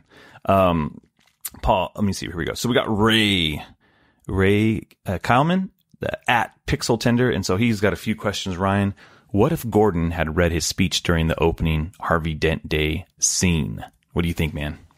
I guess if he would have read it during that scene, I guess Bruce would have been like, what the hell? And he would have jumped off. Yeah. And, Bane would have been like, oh, I did, did my job for me, like it would have just escalated. Then that would have been a great time for him to read Rachel's letter. Yeah, exactly. I got another letter, so, it would have escalated things, I guess, but, I don't know. It would have been interesting. It would have totally changed the movie. For sure. Like, Gordon goes to jail. And yeah, Gordon would have been in trouble. Oh, I love that scene where John Blake tells him off, though. So yeah, that too. Yeah, hands look plenty dirty now. Plunge your hand into the filth so that you can keep yours clean. Yeah. It's good. It is good. But Gordon was wrong, dude. Gordon was wrong. Gordon and Batman were wrong. So there we go. So, was there any more from Twitter that we got? I feel like you Pixel Tender also asked us which was our favorite vehicle out of the trilogy, the Tumbler, the Bat Pod, or the Bat. I'll go first. Yeah. I mean, the Bat is third place for me. It's not, but I mean, it's cool, but it's not a Tumbler or a Bat Pod. But I do like the fact that they, across that whole trilogy, we do have the equivalent of the Batmobile, the Batcycle, and the Batwing. The only one they're missing was the Batboat. Yeah. But they kind of got it when the Bat crashed into the water. So. Oh yeah. It probably has its own Batpod water version. Right. That would have been funny. Like just like in Batman Forever. Who's to say there wasn't a Batboat? Because once he set it to autopilot, he jumps out. He jumps out. In the water. Swims in that Batman outfit, and yeah, that's another mystery there. But I like the Tumbler a lot. It is like the Batmobile. I like how it drives on rooftops and stuff like that, and it's got a lot of power. Through that building. Sorry. Yeah, probably that would have been awesome. Driving on rooftops. He's destroying buildings. But I guess the Batpod is my favorite just because it's so iconic, and I love how the cape flows off of it, cause it's like Batman's, mechanical horse. And I love the way that they made the wheels kind of spin on the axes like they did, just insane. That's insane. That's a really cool visual. And they did it like once or twice in the Dark Knight, but they really play it up in the Dark Knight Rises. And I love that. I just love it so much. So Batpod number one. Yeah, I like all the vehicles in the Dark Knight Rises trilogy. I mean, the Dark Knight trilogy or whatever you want to call it. The Tumbler was really, I thought it was a really cool vehicle. I get the whole real world side of it, informs, the naming and stuff. So, they never really called it the Batmobile, right? No. I know they called the Batpod the Batpod. Tumbler. Yeah. The Tumbler. But, I do like how that Batpod worked. And I love the actual stories behind it. How the cape actually didn't have to be pinned down because when it was driving, it actually did flow. Worked. That was and they were like, we're going to do concern. this CG or something like that. They're just going to get caught in the wheels, and the wheels are so giant and weird to turn, but then it all just kind of worked. Yeah. So I think the Batpod's cool. And that one scene where it drives up the wall in Dark Knight and flips around. Yeah. Yeah. And it does that wheel thing. Catwoman even busts one out too. That's the thing. Okay. How did Catwoman learn how to drive that deal, man? She got it. I got it. I got it. Okay. It works. Okay. So real quick question. And then I know Ray has another one. How do you think Bruce, where did he do the autopilot? Do you think that he was still in the city? He slips out really quick or what? So he they have that close up of his face forever. So they have a close up of his face right before, they show the Batpod, then they show his face, then they show it exploding. So they make you think. I mean, the way the film flows, it leads you to believe that he's still in it when he's over the bay, unless that cockpit ejects and goes in the water, and he's really drowning and sinking while that happens. But I don't think that's the case. I mean, I guess he probably ejected in the water beforehand, and I bet you he contracted some boat or something to pick him up. Yeah. Well, that's what I'm thinking. Maybe there's some type of pod that shoots out or something. So, okay, sorry, a little side note, but I was like, what, where did he do the autopilot? So yeah. Okay. His next question was the obvious question. He said, what if Heath hadn't died? Oh, I think we'd have a completely different movie, but it would still close the trilogy, show Batman as a symbol, and I think a lot of the elements would still be there, personally. And I don't know if the Joker would have been the absolute main villain again. I don't think Nolan would want to have repeated himself. And it could be one of those things where it's like Mask of the Phantasm, where they're the film's very conscious, once the Joker's out of the box, it kind of becomes all about the Joker. So they would have if they would have used him, they would have used him very sparingly or smartly into the story, at least. Yeah. I think that, it would have been a completely different movie. I think that, it would actually been a little more of a satisfying, open-ended movie. I don't think Nolan would have been doing more of these films. I think 3 was it with him, but I feel like it would have ended with, Batman I like how the Dark Knight, the Dark Knight ends where, Joker kind of says, we're going to do this forever. I love that inferring that they are still going to have history forever. Cause that's what I wanted. That's what I wanted from the Dark Knight Rises, was for it to have an ending, but for it to kind of inform that Batman is going to continue to go into the night and fight, and Bruce Wayne Batman, not nobody else. He's not Batman because he has to be, because he chooses to be. Because he chooses to be, right? He chooses to be Batman forever. Yeah, but I actually feel like he has to be Batman. Yeah. So it is interesting because if you look at the Dark Knight by itself, they establish the beginning as Batman doesn't want to do this forever, and at the end it's we're going to be doing this forever. But once you tack the Batman Begins and the Dark Knight Rises on the other ends of it, it's it's kind of telegraphed. Yeah. A little bit better. So, but yeah, I think it would have been different though. Maybe Joker would have been in it, but again, like you say, not the main guy. He probably would have been. Heath Ledger may have just, hey, put him in a cell for a couple of days. We're going to film him, some of his reactions, and maybe he pulls the strings. But yeah, so there you go. And then last question he had was, what if Alfred had given Bruce the letter after Rachel's death? Well, Alfred wouldn't have left. It would have been he wouldn't have had a reason. A little more respectful. Yeah, I don't know about that. I guess Bruce probably would have gotten over it. Gosh, that's a tough question. Would that have given us the forever Batman? I don't think so. I think he would have still come to the same conclusion. Well, now he knows, but it doesn't change anything. Rachel's still dead, Yeah.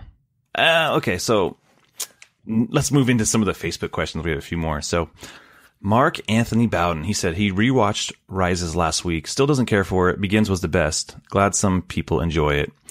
but he didn't care for Bane, Selena, or Blake, but glad others enjoyed it. Oh, he doesn't really have a question. He's just kind of stating his thoughts. Okay, well, thanks, Mark. Thanks for your thoughts, buddy. Thanks for listening to Batman on Film. All right. Gum original. The dadgum. So I always thought it was dag, but it's dadgum. My dad always had gum.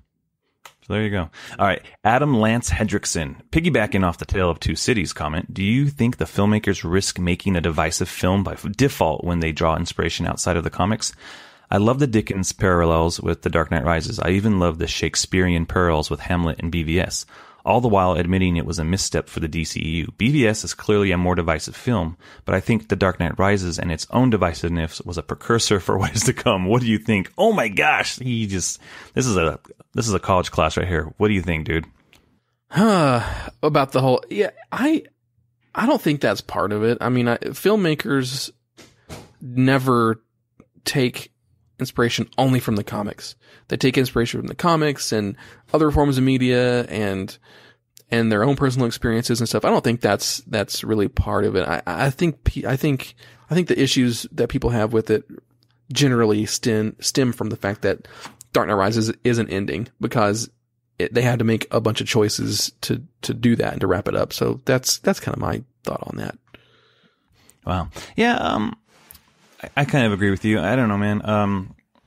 I don't think anyone was out to make a divisive film when you made The Dark Knight Rises. I don't think that was the intent. I think, Nolan was telling his story. Now we interpret it in a way of being divisive.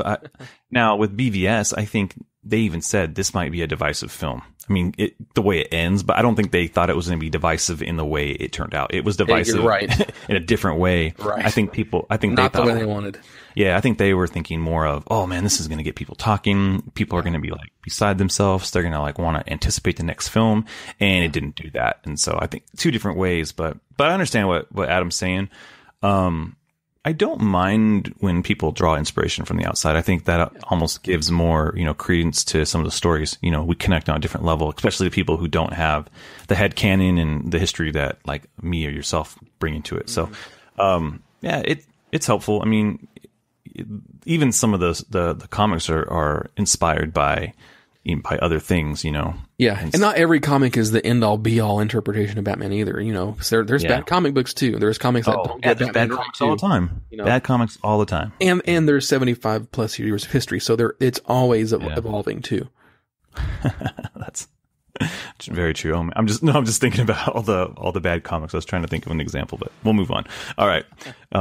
Manuel Francisco Castillo Hernandez. Oh, my gosh, dude. You have the best name ever. That is amazing. Yes. Okay. He said he's tired of reading posts about how bad this film was or how Bale Batman doesn't look or feel close to the comics. Yeah, I agree with you. Yeah, there you go. I think people complain because it's not a masterpiece like Dark Knight, and at the same time have no problem and don't judge that hard the new movies. On my opinion, I don't know. I don't know about that. On my opinion, as a movie, this is by far much stronger than BVS, and Affleck as Bruce and Batman lacks a more deeper and real take to actually believe or care for him. He is as super as the rest, and it bothers me. I want to feel the real deal, care for my character. Other way, only my 12-year-old boy lives inside me can enjoy the film. Okay. I think I understand what he's saying. He's basically saying that he likes the take. He appreciates the take of Bale and just kind of he has more of an emotional connection with the Bruce Wayne portrayed in Dark Knight trilogy. Yeah. And I can definitely see that as well. Like, I mean, you had 3 critically adored films, and I think this is the first time people really connected emotionally to Bruce, in the films. But I think Affleck can get there as well. I mean, I didn't. Yeah, he just needs a better movie.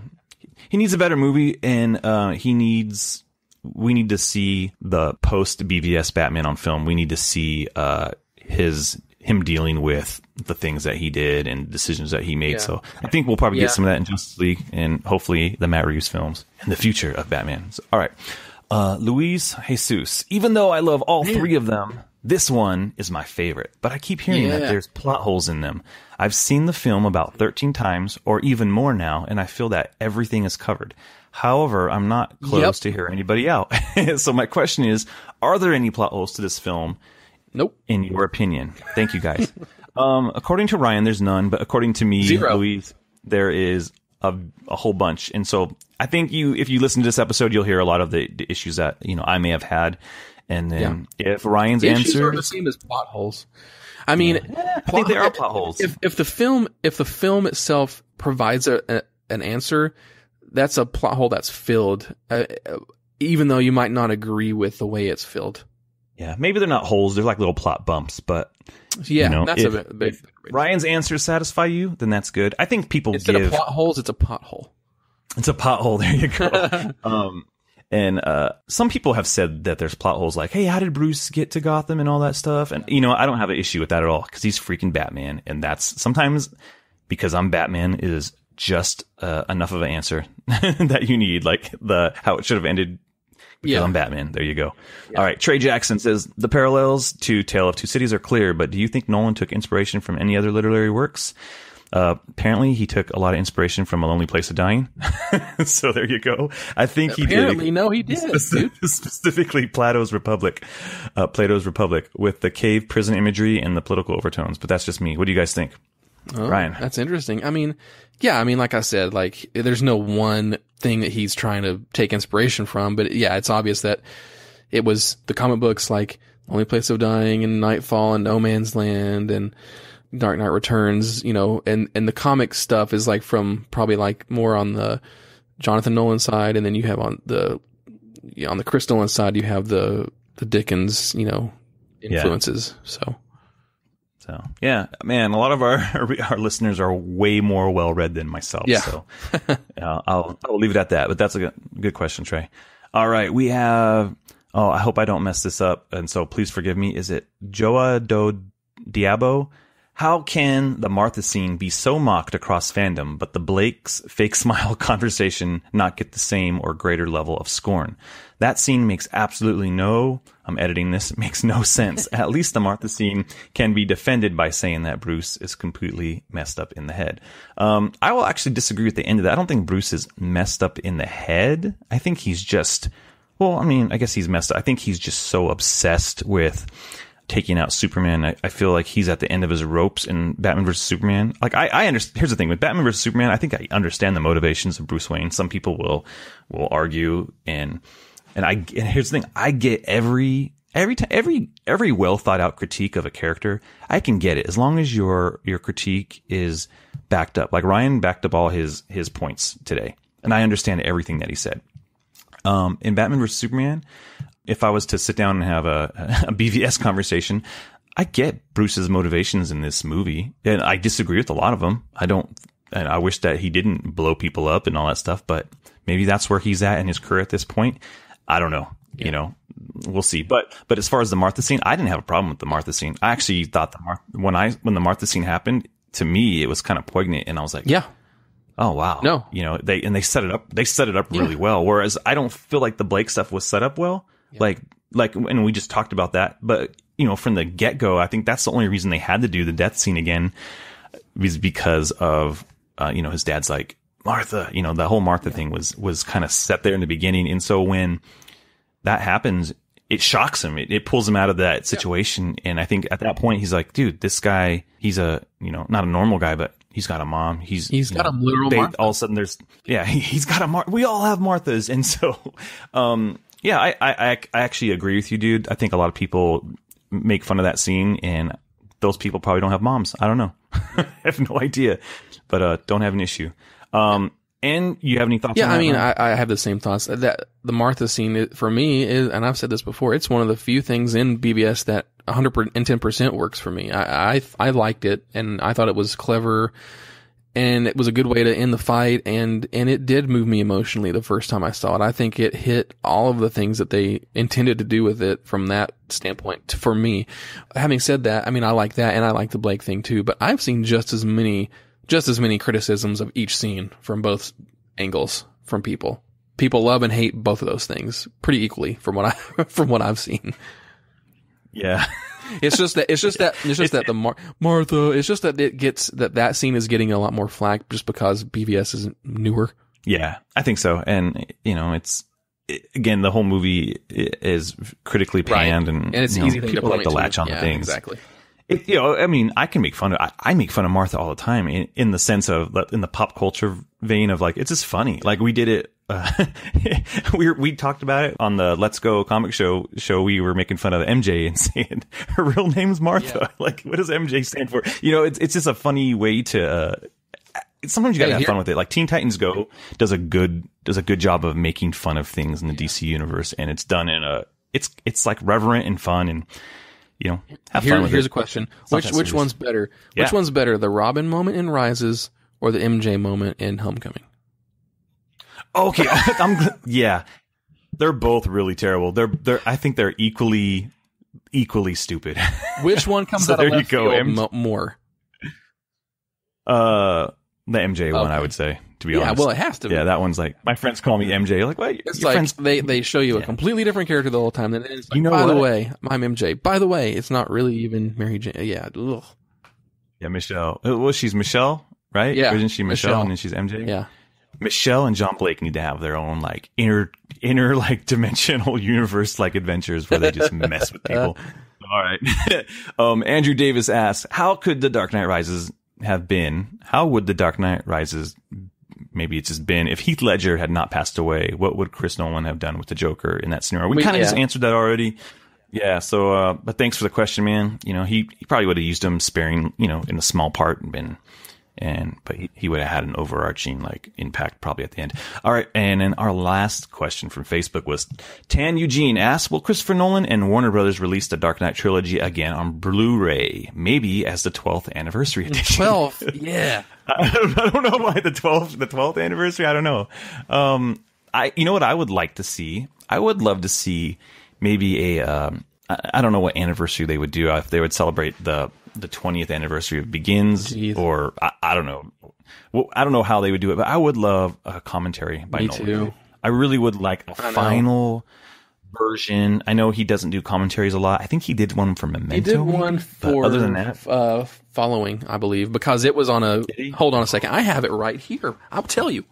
There you go.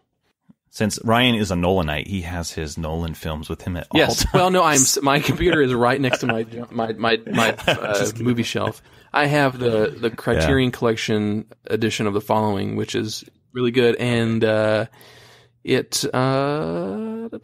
supervised by Nolan, audio commentary by Nolan, and new interview with Nolan. Yeah, so he did that, and I bet you he did that because it was a Criterion release. I bet that was pretty appealing to him. So I bet if Dark Knight Trilogy comes to Criterion, he'll do a commentary.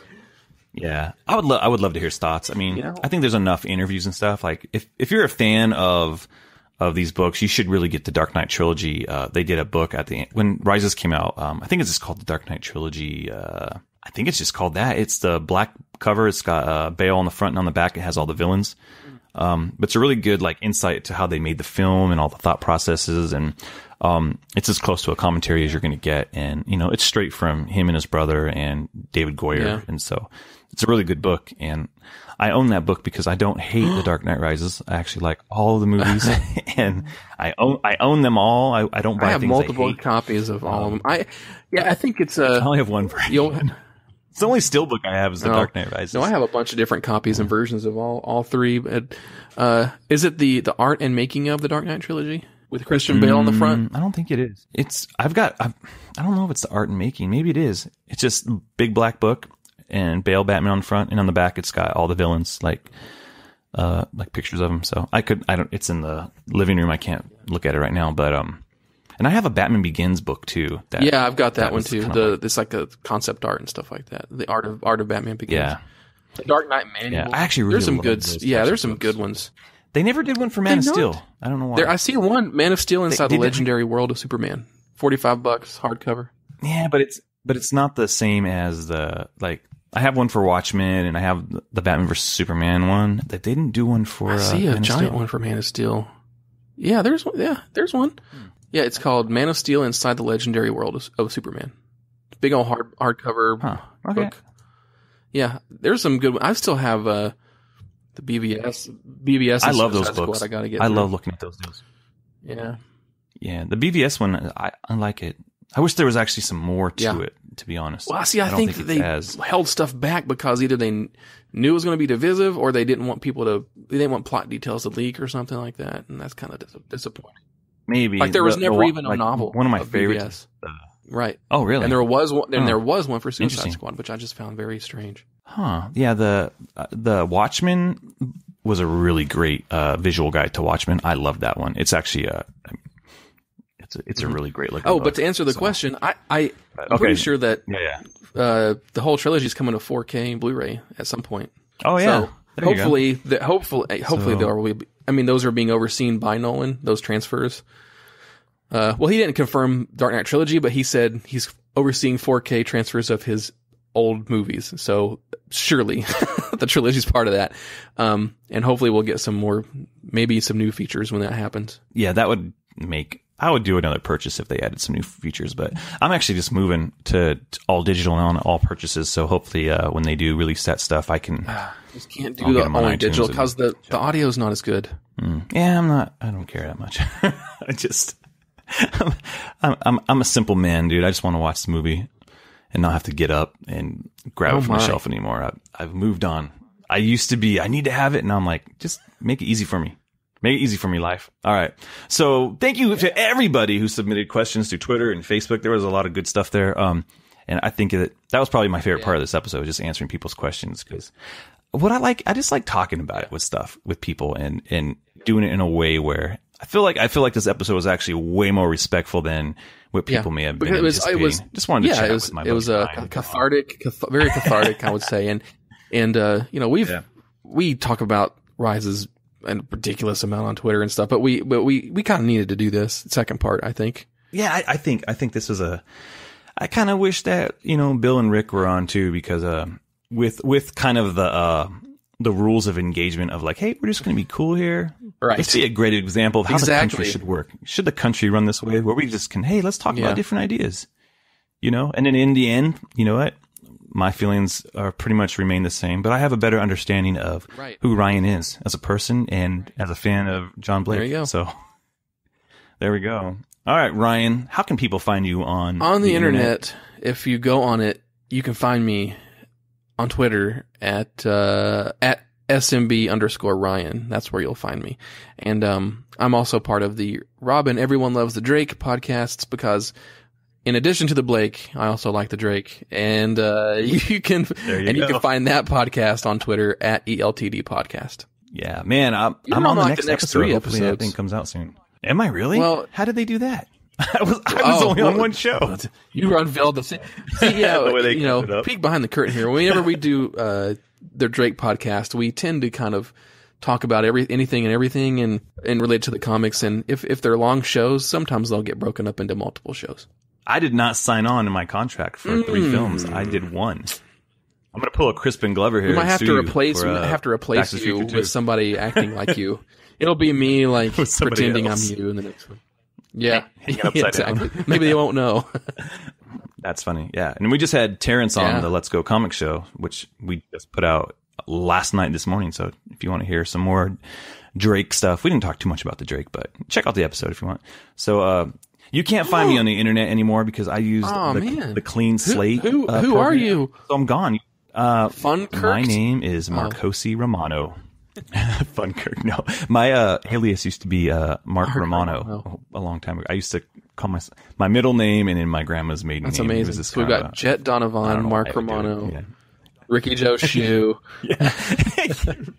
I need an alias. Yeah, you need an alias, dude. You need a good you need an alias in case we need to go under. So yeah, no, you can find me on Twitter at J_Rocka and check out the Let's Go Comic Show and Let's Go Cast at letsgocast.com. Just 2 shows I do talk about pop culture, and on one of them and the other one's obviously the comic show, and those are fun. We got to get Ryan back on the comic show again soon. It'll be fun. So we'll have to make that happen. So that being said, thank you guys for listening. Please go to iTunes and leave us a 5-star and a positive review for the Batman on Film podcast. Yes. We'd love to read some of those. And even, leave an honest review. As long as you make it 5 stars. Yeah, just make it 5 stars. And then, if you want to get an amazing Batman on Film t-shirt, please go to TeePublic and search for Batman on Film, or you can find a link on the Batman on Film proper website. Remember, we are having our Justice League watch party in November, so check that out. It's going to be in Austin, Texas, and it's going to be a great time. It's going to be at the Alamo Drafthouse, so be a part of that, hang out with all of us, and you'll make some great memories. And meeting Bill and Rick in person will be fun. You know, they're fun guys, and I guarantee you Rick will buy you a drink. There you go. So, for Ryan, my name is Justin. Batman on Film. Authoritative, definitive. The dadgum original. Goodbye. Hey now. You've been listening to the Batman on Film podcast, a proud member and the sponsor of the Batman Podcast Network, batmanpodcastnetwork.com. You can listen to the BOF podcast on iTunes, YouTube, Stitcher, Google Play Music, iHeartRadio, Spreaker, TuneIn, and wherever good podcasts like this one can be found. Want to advertise on the BOF podcast? Go to advertisecast.com/the Batman on Film Con podcast. Follow Jet on Twitter at Batman on Film and on BOF's Facebook fan page at facebook.com/jet.batmanonfilm. Email Jet via jet@batman-on-film.com. Follow Rick on Twitter at ShoeRick and on Facebook at facebook.com/BOF-Shoe. For Jet, Rick, Justin, and Ryan, I'm announcer Rachel. Thanks for listening.